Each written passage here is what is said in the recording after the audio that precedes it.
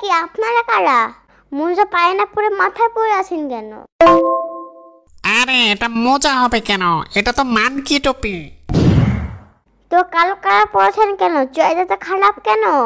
অন্য কালার তো পরতে পারেন, পিঙ্ক কালার তো পরতে পারেন। আমরা হইল গিয়ে কিডন্যাপার, আমরা এইগুলাই পরি। আপনারা কিডনি চিকিৎসা করেন?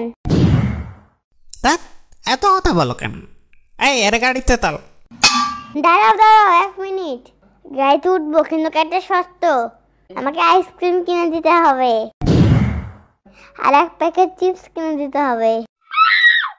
আর আমি জানালার পাশে বসবো।